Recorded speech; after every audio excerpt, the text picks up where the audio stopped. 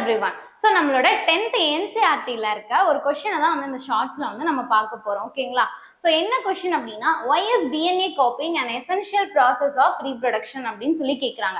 ரீப்ரொடக்ஷன்ல DNA copying எதனால essential அப்படிங்கிறப்போ, அது என்னன்னா ஒரு ஜென்ரேஷன்ல இருந்து இன்னொரு ஜென்ரேஷனுக்கு டிஎன்ஏ கேரி ஆகணும். ஸோ அதை தான் DNA copying is essential in reproduction because it ensures that genetic information which will be passed from one generation to the next generation. So அதில் 4 இது இம்பார்ட்டண்டாக இருக்குது. என்னென்னா இன்ஹெரிட்டன்ஸ் ஆஃப் ட்ரைட்ஸ். இந்த ட்ரைட்ஸுங்கிறத நம்ம எதுக்கு வந்து சொல்லுவோம் அப்படின்னா, மேபி ஃபிசியாலஜிக்கலாக இருக்கலாம், இல்லைனா பிஹேவியரல் ட்ரைட்ஸாக இருக்கலாம். ஃபிசியாலஜிக்கல் அப்படி எடுத்துக்கிறப்ப என்னோட ஹேர் கலர், அப்புறம் உங்களோட ஐ கலர், இது எல்லாமே எதில் வரும் அப்படின்னா இந்த ட்ரைட்ஸில் தான் வருது. அப்போ நம்மளோட பேரண்ட்ஸ்லேருந்து அந்த ஆஃப்ஸ்ப்ரிங்க்கு வந்து என்ன வந்து கேரி ஆகுது அப்படின்னு சொல்லிட்டு தான். நெக்ஸ்ட் என்னன்னா formation of new cells. Whether asexual ரீப்ரொடக்ஷனா இருக்கலாம், இல்லைன்னா செக்ஷுவலா இருக்கலாம். அங்க நியூ செல்ஸ் வந்து ஃபார்ம் ஆகும். ஆனா இப்போ டிஎன்ஏ காப்பிங் இருக்கனாலதான் என்ன ஆகும்னா அது வந்து ஃபுல்ஃபில் ஆகுறது. நெக்ஸ்ட் என்னன்னா வேரியேஷன். ஏசெக்சுவல் ரீப்ரொடக்ஷன்ல நம்ம பார்த்திருப்போம் பிளான்ட்ஸ்ல.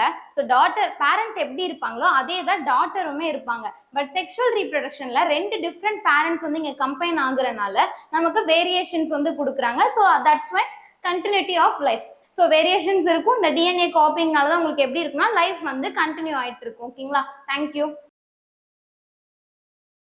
Hello every one. ஸோ நம்மளோட 10th சிபிஎஸ்சி என்சிஆர்டியில் இருக்கிறது தான் நம்ம அந்த கொஸ்டின்ஸ் வந்து பார்க்க போனோம். இந்த ஷார்ட்ஸ்ல கொஸ்டின் என்னன்னா, how is the process of pollination different from fertilization. Pollination அப்படிங்கிறது நம்ம பிளான்ட்ஸ்ல வந்து பார்த்துருப்போம். என்னது? டிரான்ஸ்ஃபர் ஆஃப் போலன், அதாவது மேல் இதுல இருந்து pollen from the anther to the stigma of the female. So, transfer of pollen from anther to the stigma of the flower, that is pollination.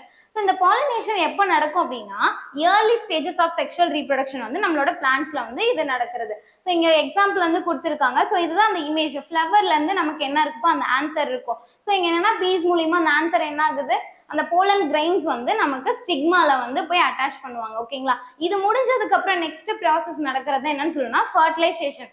Fusion of male gamete with the female gamete inside the ovule. So இந்த இமேஜ்ல வந்து எல்லாருக்குமே தெரியும், இதுதான் வந்து stigma, தென் style, ovary, இதை தான் சொல்லுவோம். So inside the ovary ovules வந்து ப்ரெசென்ட் ஆயிருக்கும். அப்போ இந்த போலன் கிரைன் வந்து ஸ்டிக்மா வழியா வந்து உள்ள வந்து எங்க என்டர் ஆவாங்க அப்படின்னா ஓவரிக்குள்ள. ஸோ அங்க ஓவியல் இருக்கும். அங்கதான் வந்து என்ன நடக்குதுன்னா ஃபர்டிலைசேஷன் நடக்குது. ஃபர்டிலைசேஷன்ங்கிறது fusion of male and female gamete. Pollination அப்படிங்கிறது transfer of pollen grain from the anther to the stigma of the female plant. Thank you.